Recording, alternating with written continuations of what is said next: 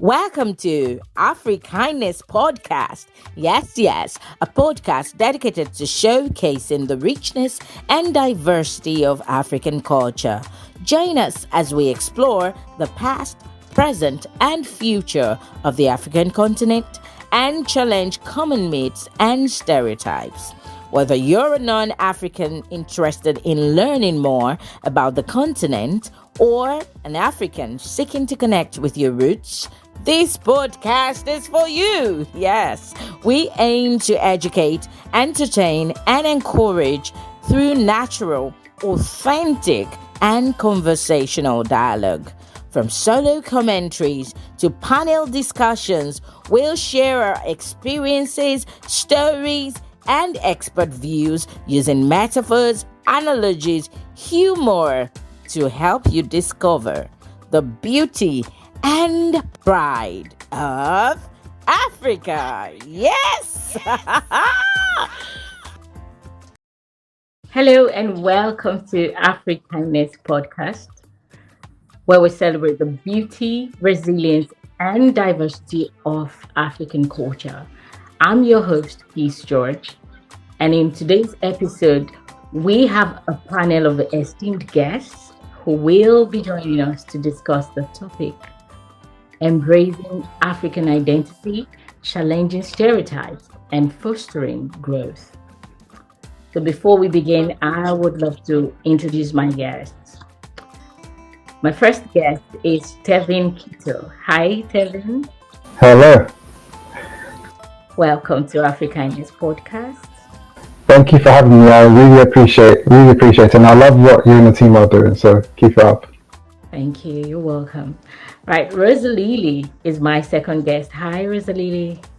Hi, hello. Thank you for inviting me. I'm really honored to be here today.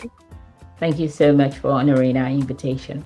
Now, my guests are here, very beautiful people, okay? But I would love for them to introduce themselves to you so you get to know them. First, Rosalili. Hi, can you introduce yourself, please? Right. Hi, I am Dr. Rosalili from University of Bradford School of Law. My background actually more to cyber law, emerging technology, and I look into a lot of cyber crimes.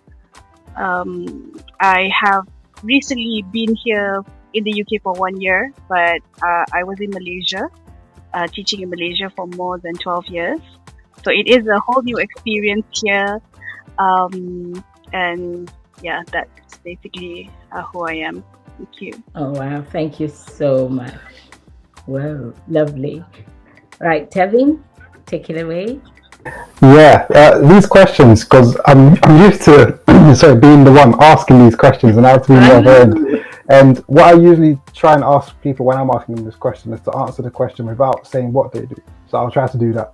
Okay. So for me, I feel I'm just a passionate person that wants to build a better world for us all, a more inclusive and a more equal world for us all. Now, that's me and what I am and what I stand for. As for what I do, just to add some context, a couple of things. I'm a social entrepreneur, so I've got a media platform and a podcast called 1,000 Voices. We're on a mission to tell the stories of 1,000 Black British change makers, social entrepreneurs, people driving change in their communities, in the world, in their societies. I do that, and by day I work in financial sales. So those two things. Oh, wow. Thank you so much. Such an honor to have you both.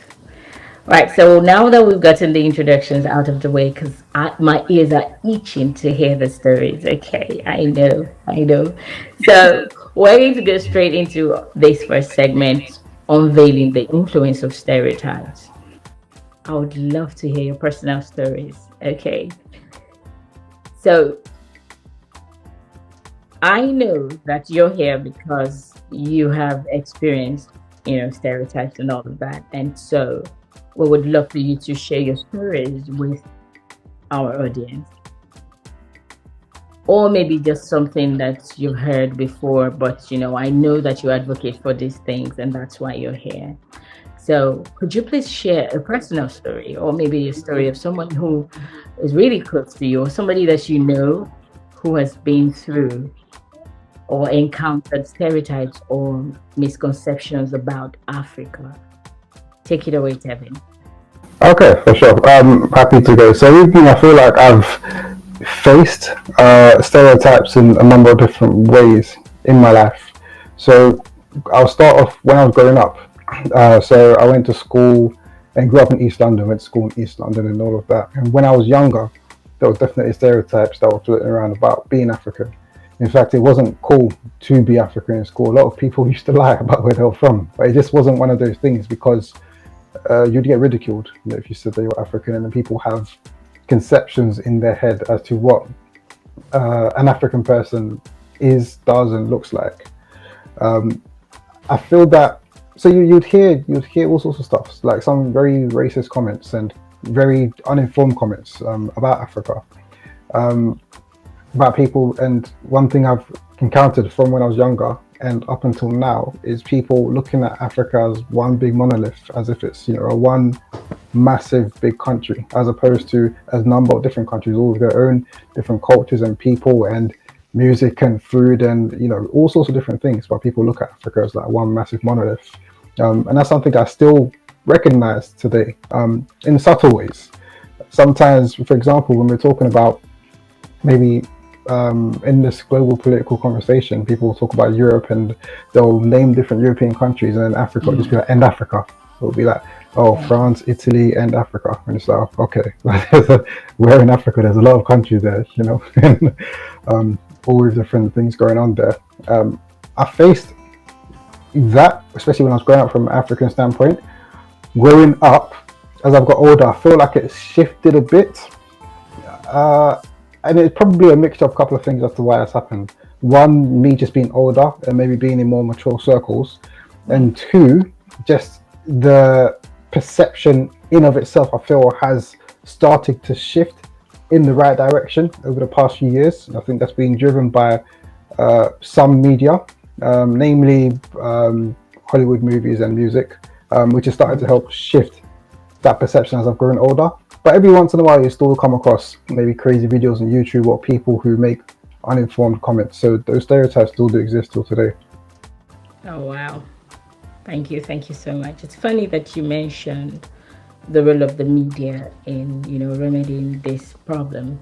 But what do you think the role of the media is in the first place? Or let me say was, before we got to this point? Because, if you grew up with it, do you think the media played a major role in the way that people perceive Africans and even the continent? And you're right, the way they say everyone is from Africa, like everyone is from Africa.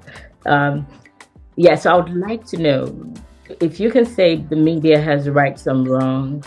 Do you think they had, a role to play in how people perceived us and how they still perceive Africans today?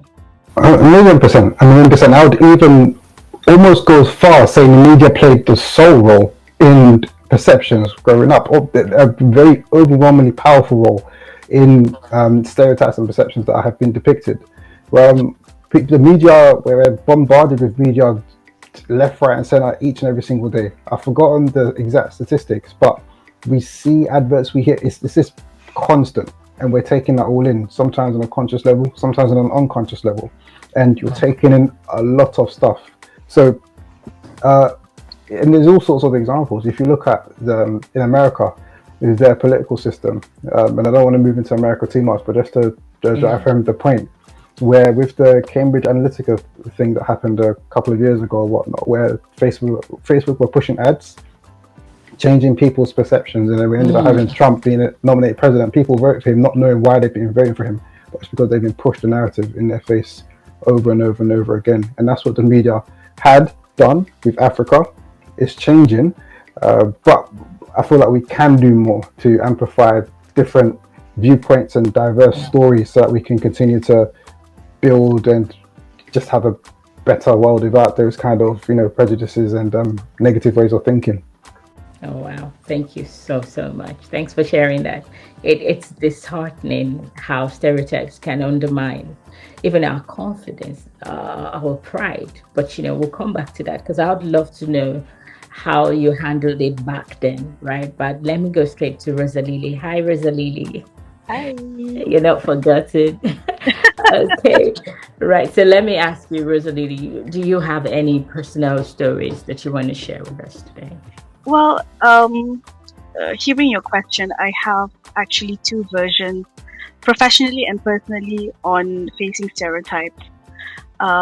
Professionally, in the context of myself being a lecturer at a higher education institution, like I said before, I teach cyber law. So in cyber law, we have cyber fraud. So in cyber fraud, there is the stereotype of Africans, or specifically Nigerians, actually. Um, in Malaysia, we have what we call romantic scam, where people scam their money by having relationship with them. So what happens is, in Malaysia, a lot of Africans, or specifically Nigerians, are said to be the perpetrators of these type of fraud. So because of that, in Malaysia we call it Nigerian scam. So it is a type of stereotype. When you see people from Nigeria or Africans majority, you think that they are scammers. So that is a personal experience. And when I come here and I share that perspective from Malaysia, I know some of my students who are majority are Nigerians, majority from Africa.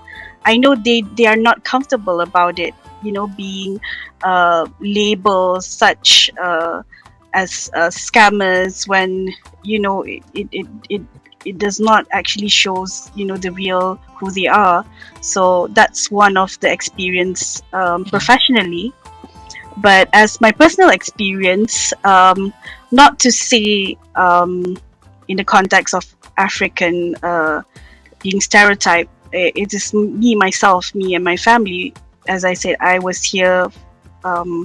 I came 1 year ago, and not me. I don't face stereotypes, but my children did, and it was really hard for me to try and make my children, especially my son, who was 11 at that time. He faced biasness, stereotypes when we came here, and it was really hard for him when he first came. So it is something which is very challenging as parents, and also as teachers and lecturers, in trying to take away all of these stereotypes. Oh, So wow. yeah. Wow, thank you for sharing that. We've been talking about stereotypes for a while, and every time we talk about it, I get really emotional, having been through it myself. And you just talked about your children. My children have faced, a fair share of it. And Tevin, you took us back to when you were young and growing up, right? Mm-hmm. So I'm going to ask you both this question. So, Tevin, from the perspective of a child, when you were a child, how did that make you feel? And what did it take from you? What would you say that took from you? That's a good question. In terms of how it made me feel, so as a child, I was already a very reserved child. I was very quiet, very introverted already. I was never the loud kid. And it just puts you even more into your shell when you feel like you're the only one. And looking back now, I mean, I wasn't the only one. I went to a very multicultural school, but you feel very personally attacked, and you don't. Maybe you're not confident enough to speak up against it. It puts you back into your shell even more. I think you don't feel good. You don't feel as proud as you should be to be where you're from, because our background, there's a lot of richness and story, all sorts of stuff that comes with it, but you don't feel proud. You don't want to talk about it or even admit where you come from. I think, yeah, for me, it just put me back in my shell quite a bit more, until I got a bit older, and just through my own journey of self-discovery, and that's through a lot of it through reading books, through talking to some people, watching some documentaries and videos, and learning a bit more, becoming a bit more proud. Where I can say now, and maybe just comes with age as well, but I can say now, if something like that was to happen, I would stand up and be like, that's not right, or you shouldn't say that. But when you're younger, and I think you're a child, and you're still trying to find yourself, you're a teenager, you don't even understand yourself. You're still trying to figure out what you're doing in this world. And then to face that on top, for me, that's how I dealt with it. I just sort of retreated a bit more and didn't speak out. Wow, thank you for sharing that. So to you, Rosalili, as a parent, what would you say? Did you observe any changes with regards to your child's education? How did you think that affected your child? And how did you seeing your child go through whatever it is your child went through, how did that affect you as a parent? And I'm asking because, the bigger umbrella is Afrikindness, which is a charity organization. And this is what we do. We deal with children, mainly African children, and, ethnic minorities actually, but we're focused on African children for now. And we're also kind of like dealing with the parents, because to get through to the children, you need, to change some things with regards to the parents. So I'm asking this question because I know it's not just going to end with a podcast. You're also giving a solution as to moving forward. How do we solve this problem? Because it's a major problem out there. So I would love to take your temperature on that. Like, as a parent, how did you see what was the effect on your child, and how did that affect you? Wow, that's a really good question. Well, all of us were very new to this setting, to this new environment, and looking at your children. One thing about my child, or my eldest son, he's a people person. So I wasn't worried about him making friends here, because in Malaysia, he has been making friends all around. He had no problem in that department. So when we were here, he is the least of my worries. I said, oh, he will, go straight in and make friends. But actually, in the first, I think, the first year or the first 6 months, it was really hard for him, because of the different, different way of life, different understanding, different cultures and different backgrounds. He was finding it really, really hard. And it's heartbreaking, honestly, to see when your child goes through all of that. So he went through stereotyping, he went to bullying at one point.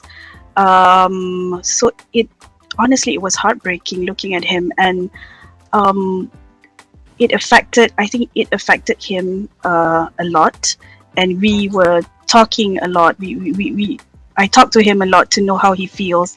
I think after going through this ordeal, I think the most important thing is to talk to your child, know how he feels, make sure that we are his safe space, so that he doesn't feel afraid of sharing.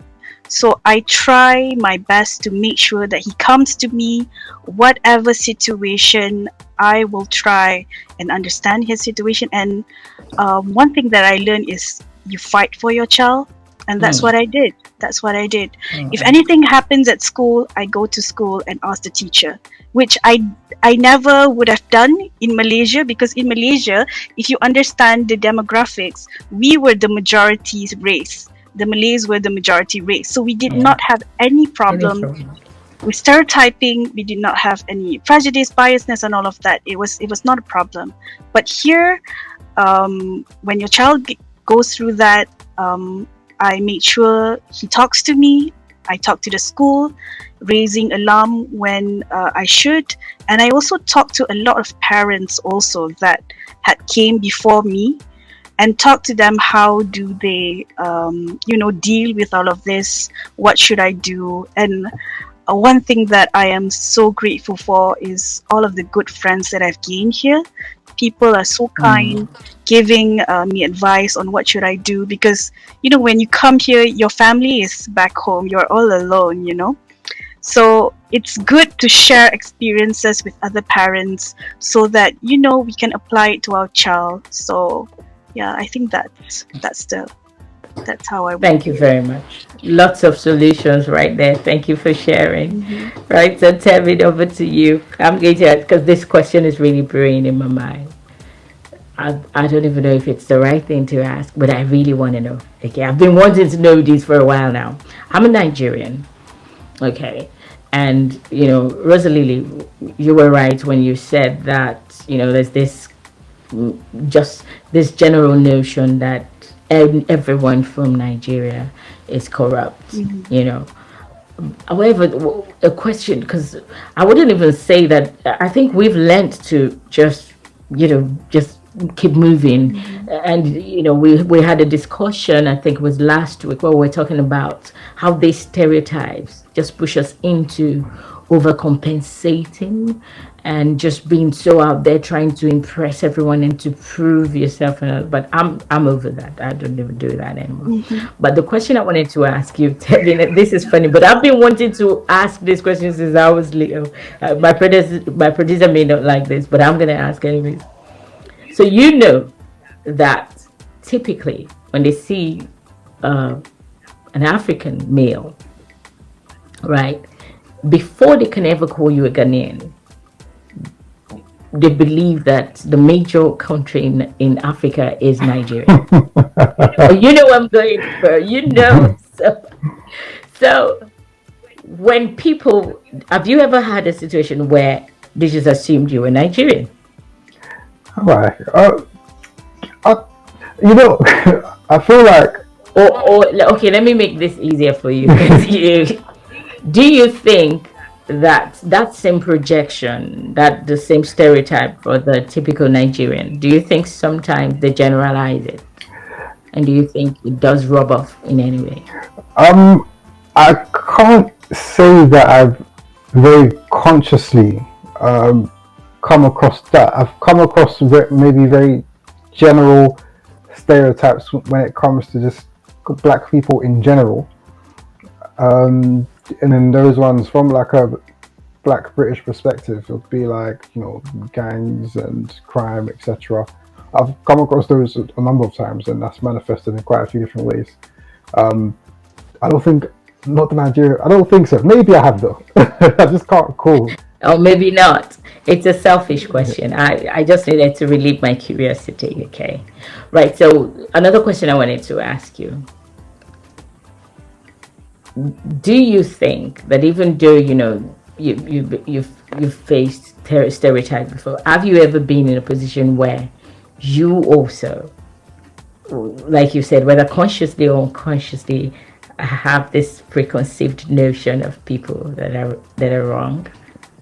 My answer, yes, yeah, of course. I think that most people probably have, and it's not necessarily a bad thing if you just see something and immediately start to think something. I think it's good if you can recognize that and then try to unpack where that's come from. And I think it just really boils down again to media, because I really think that, because where else, if you haven't really interacted with people of a certain background too much, and then all of a sudden you come across someone of that particular background and you immediately think something, then you've got to check yourself and be like, why do I even think that?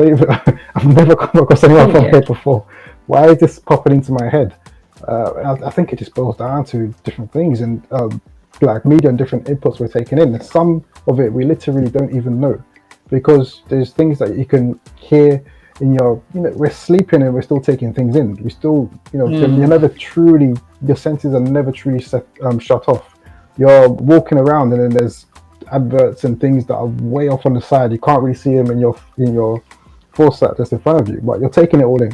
You're taking a lot of stuff, and so yeah, I mean, I have come across people from different backgrounds and thought stuff, but I try not to, because I don't like when people do it to me. I really hate it. Not a fan of that whatsoever. So I do try to be empathetic, and I always try my best to understand and learn from different backgrounds, and I ask questions as well. And I think sometimes we can be scared to ask questions because we don't want to say the wrong thing. But sometimes you've got to ask questions. I think if you're coming from a genuine place, and hopefully the person you're asking that to will take that on board. But I think it's important so that we can understand each other, and that's how we're going to work towards eradicating and getting rid of these stereotypes and just building a more inclusive world. Oh, wow. Thank you for that. So the reason why I ask that is, thank you for your transparency. The reason why I ask that is, when you've been on both sides, you're able to actually prefer a solution. We know that it takes intentionality, because sometimes these things are so automatic. Like you said, it's been a build up of so many things, and so before you even really think about it, it creeps up on you. Right, so having been on both sides, and of course Rosalili, having shared this story where you're looking at things from the outside, and then you're on the inside, you're as a parent, and observing these things happening to your child. So I want to ask these questions, because now, how do we I want us to explore these strategies, because now we've seen, from two angles now, which is good. So I want us to explore the strategies that we can use for engaging in something constructive. And I say that because sometimes when we bring this discussion, because you bring in the discussion, your stereotypes also. Take for instance, if I had to have that discussion in my Nigerian voice, do you see, naturally they'll see me as the angry black female. You get what I'm saying? But I want us to, because we won't be going anywhere if we don't have a strategy to solve this problem. Because there are so many young people who may not be able to handle it like Tevin did. They may not have a parent like Rosalili to speak to this child and build up their confidence once again. So my question really is, what are those effective strategies that we can use in engaging in such conversations? What would you say they are? Well, I be speaking from my experience as an educator. I have been teaching students from different backgrounds. I think one thing that is important in terms of one of the strategies, how do we tackle all of this? I think it's empowerment, and you must give them something to feel good about, or what's that word? I'm looking for that word. I find that students now are less maybe ambitious. They are less ambitious. That's why I want them to be, more empowered. I want to have role models, to see that, hey, these people can actually do this, so you can too. So it doesn't matter all of these stereotypes, all of these, challenges that you face. Your life is important. So, your future is important. So I believe that one of the ways of, apart from awareness, apart from education, we have to have role models come in and really talk to our children or the student. And I believe that is what is, from the 1 year that I've been teaching these students, I believe that is one of the important things that we must, have. Not only having all of these, extracurricular and things like that. I think having role models in place who really engage, because one thing that we have problem with now in the university is engagement.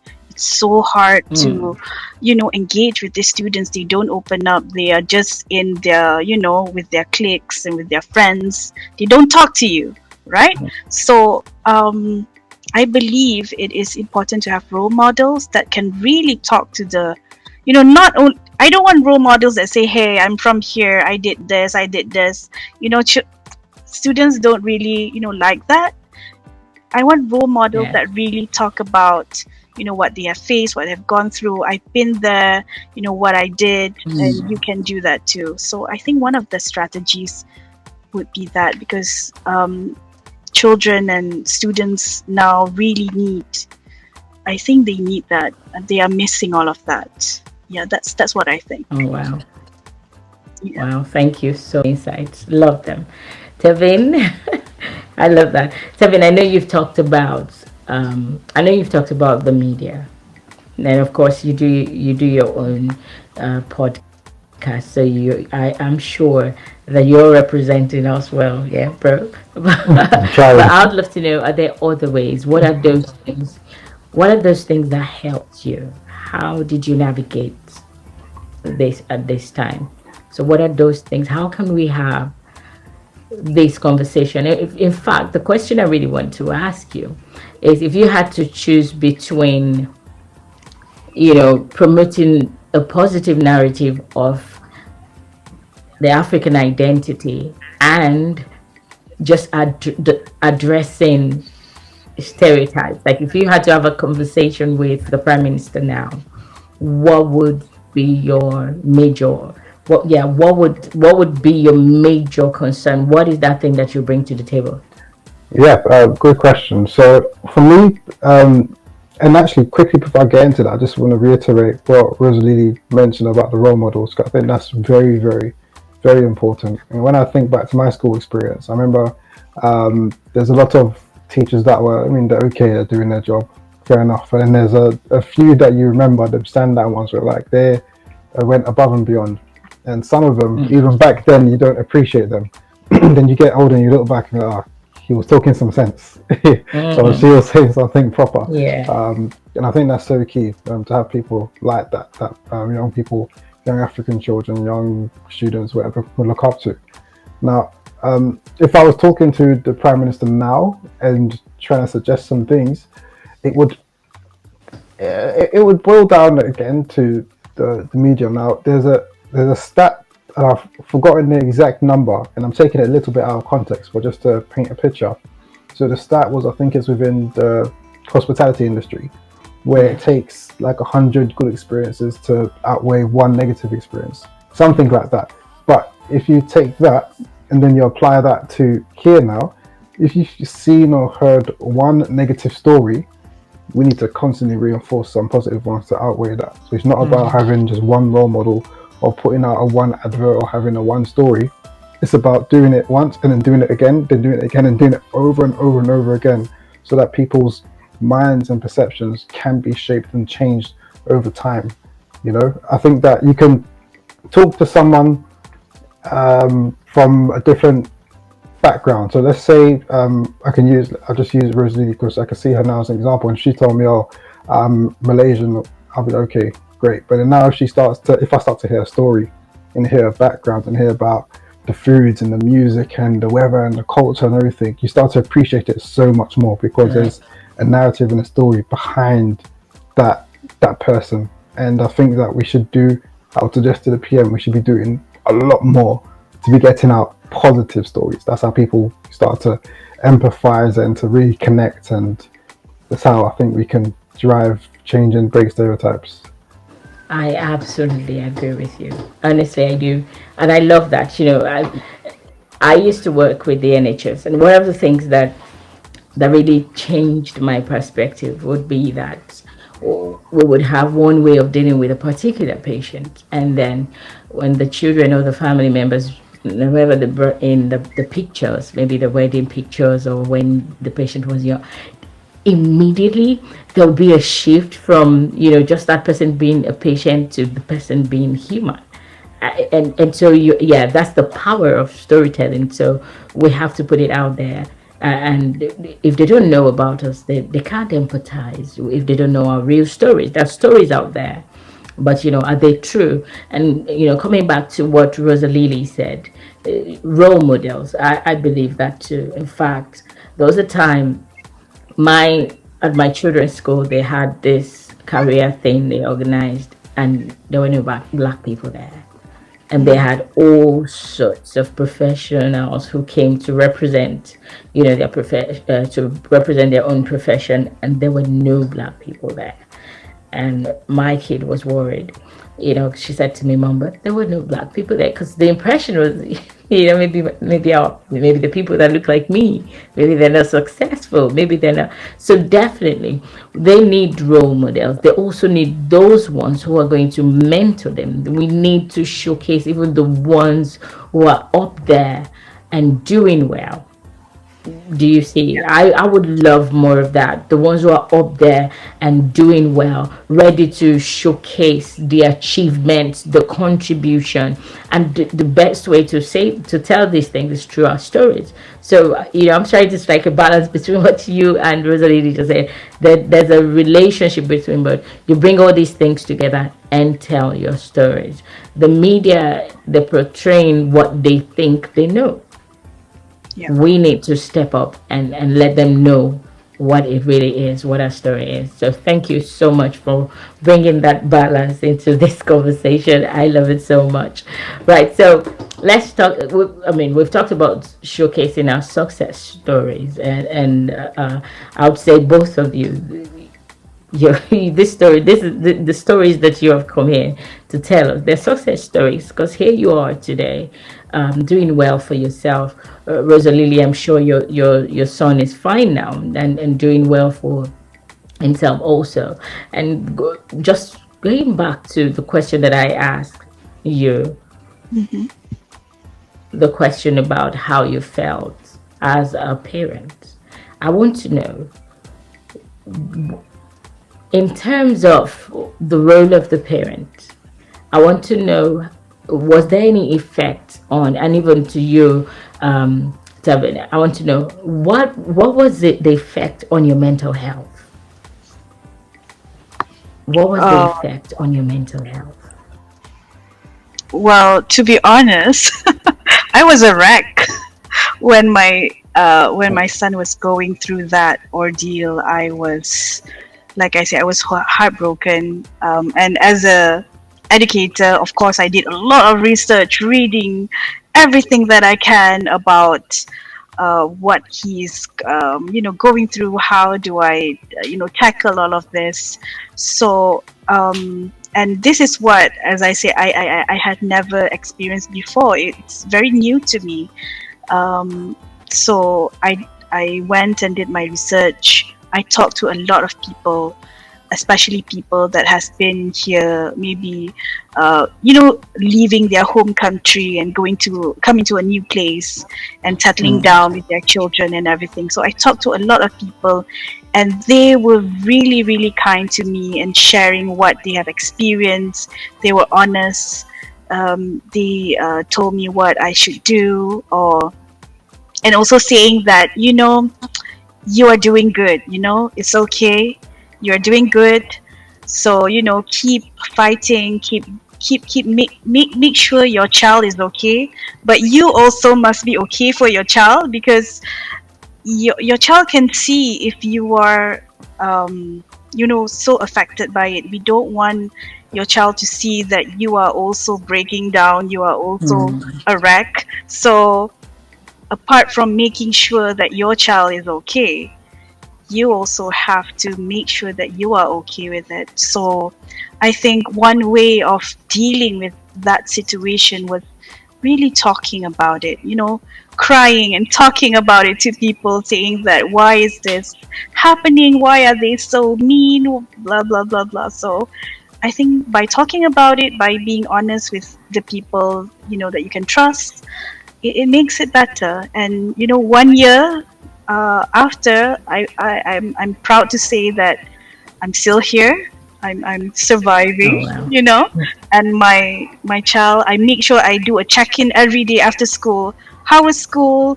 What did you do today? What did you learn? What did Mm. you eat? The basic stuff, and make sure that he can talk to me, so that if anything happens, any red flags, I would know and I can do something about it. But one thing that I want to really share about is um, one thing, a situation happened at school, and my child was not happy. So he said he was not happy, but he said that it's okay, I'll deal with it, But I said no, no, no. I'll talk to your teacher and maybe ask your teacher about it. So I went to school and talked to the teacher politely, not being angry or attacking the teacher. We having a discussion on how to make our children, learning situation better. And it was the result was good. And that night before he went to bed, he said to me, "Ma, thank you so much for fighting for me. I really appreciate that." And I was like, "Oh my God, I did the right thing." Because I was questioning myself, should I go? I mean, like, would the teachers think that I'm a, a parent that is just overprotective or anything? But at the end of the day, I think fighting for your child is always important. At least you have to try, Right. Yeah. You have to try. Thank you. I love that. Thank you so much. To you, Tevin. Okay, to you, Tevin. So I wanted to ask you this question because I'm imagining the Tevin when Tevin was young. Okay, sorry, my mind paints pictures like that. Okay, so what do you think it would have made any difference if, while you were growing up, you had things in the school curriculum that talked about you as an African? Oh yeah, 1,000,000%. I think it would have made a massive, massive difference. I think because in school curriculum, that stuff is not spoken about. Like Africa is not touched upon. I don't remember ever learning about Africa. Now I think about it, the only kind of black study history we learned was just some of the American Civil Rights Movement, and even that, I don't know if they taught it. Did they teach it to school? Did I just come across that outside of school? I can't remember. But the school, there was definitely not any kind of emphasis on Africa and any African history. And I think that's just the British education system. It's not just my school, that's every school up and down the country. I think with me, so when I spoke about when I was younger and I was maybe going into my shell, and then I went through my own journey of self-discovery.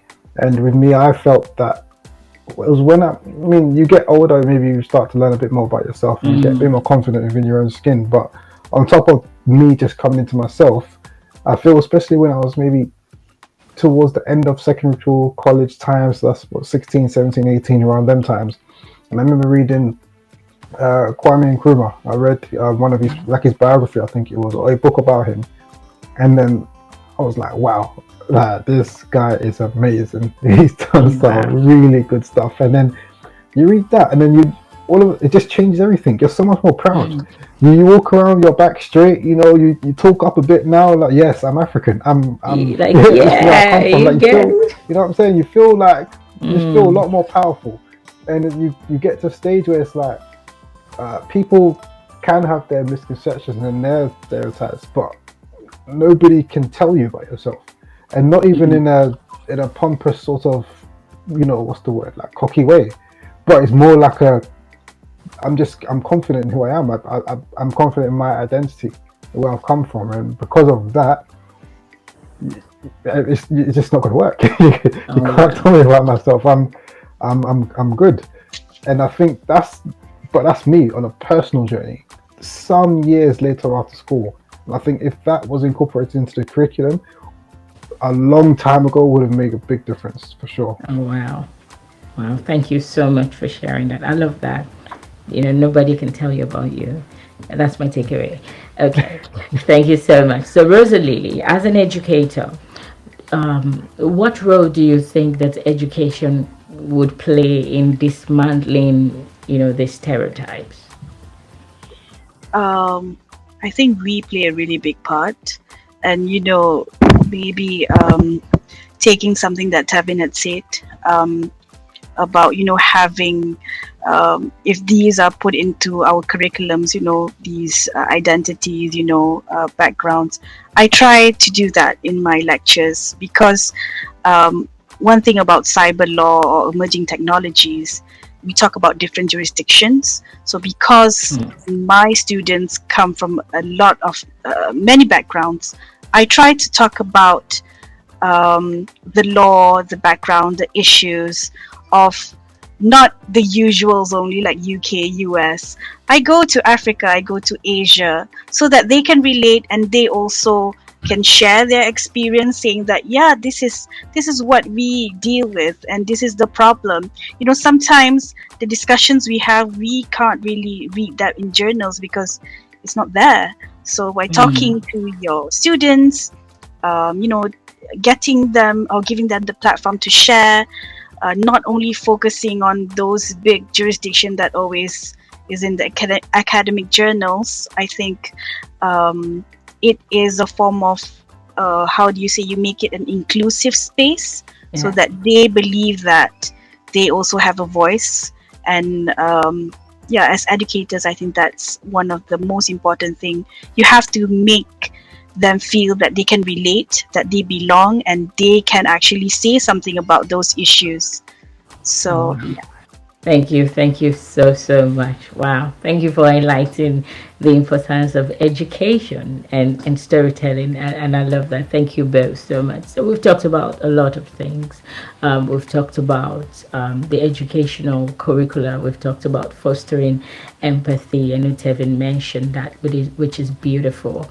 Understanding, having a more accurate understanding of Africa, or anywhere else, and rather than just jumping into conclusion, and which was why I asked Kevin also, do you have this perception of other people too? And I'm going to be transparent. Rosalili, when you said you came from Malaysia, right? It was an automatic thought. I just thought, okay, so Rosalili, because when we went to Malaysia, but a bulk of the people that I met, they kept saying, they were speaking English, but they were like, da da da la. That's they had this. We in Africa, we have in Nigeria, when we speak, you hear us say, "Don't do that," or that's just our own expression. Mm-hmm. But when I went to Malaysia, I heard a lot of people saying, "Don't do that, la." Yeah. So when you told me, and this is maybe interesting, no offense at all, honestly, I thought, oh, okay, maybe Rosalili will say that, and I was waiting for a part for you to say that. And I'm saying this because we all have something that we project on other people like that. Yeah. And it takes intentionality to keep your thing to yourself and just find out the story behind the person's identity, rather than just bringing all these things that the media is projecting, or a story that you heard as a child. And we've heard all sorts of things, or Africans live on trees. Or you go ahead and Google Africa, and you will see achievements, or whatever it is they've contributed to the world. What you'll see is zebras and animals and all that. And I'm not saying that's not part of our thing. These things are, but that's not the end of it. So and that's the beauty of today's discussion, is that you've brought in your stories, your I wouldn't even call them sad stories, because now we have solutions from these stories. And I just want to say thank you so much for sharing your experiences, and how they have a profound impact on even countering stereotypes and promoting this positive narrative that you all have been talking about. And I just want to say thank you so much.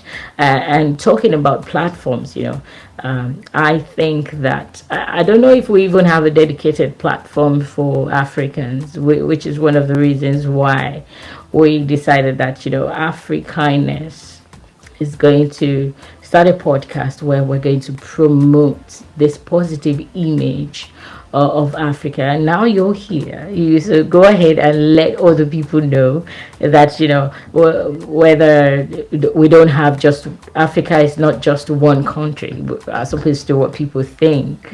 It's not just one country.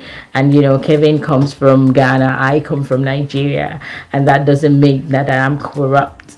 And that doesn't mean that Rosalili is from Malaysia, and that doesn't mean she has to talk like the people that I've met. So that all these things, and then we project them and hurt children, and sometimes even steal their future from them. Do you see? And that the reason why I asked the mental health question is so that people just don't think that, oh yeah, it's just another rant. It's so that they know the effect of this in the long run. You've been able to fight it, Tevin. Rosalili has been able to stand by her child to fight it, but some people don't even have the courage to do that. So it ends here. So how do we empower our voices though? I know, Tevin, you talked about the media, but there are other ways. How do we empower our voices? What would you say to somebody out there who is struggling with stereotypes? Well, I think that I would reflect on my own journey and then say that it starts off with developing that sense of self. So it will start off with if you're struggling and it's affecting you mentally, then I would say start off by learning more about yourself. You can, if you have access to a family tree or some kind of family history, delve into that. Speak to your grandparents or relatives or whatnot, and you really learn, about where you come from. I think that's a good start. Not everybody has access to that though, and if you don't, just read into your history. Every single country, region, whatever, has stories of triumph and success. There are people who look like you and come from where you've come from who have succeeded in life, and I think that hearing those kind of stories, especially when it's so close to home, is so powerful and so so strengthening. It really helps. So I'd say it starts with that. If it's affecting you, definitely do that. And then as you do that, I think that in life, as you progress down whatever path you're going down, and hopefully sometime down the path you move into some, if that's what you want, but you move into some, a level of prominence, a leadership position, whatever, something. Maybe you've even got children or something like that. We've got people who look up to you. I feel that if you've gone through that journey yourself and you've developed that sense of identity and sense of self, then I think that we have an onus to give back now and to make sure that the people coming behind us, so whether that's our students or our children or our peers or our siblings or our friends, are not going to have to go through the same things we've gone through. So it's like, build yourself up, then give back, and then start off that snowball. I love that. Yeah. Build yourself up, then give back. Thank you so much. Rosalili, any last words? Just like to echo what Tevin said, I think it is important. And, build up your confidence. That is important. And give back. Yeah. I think when you done it, you make sure that, people who are struggling for it have the support that they need, because we don't know what they are dealing with. So I try the best that I can for my students. That's what I aim for, strive for.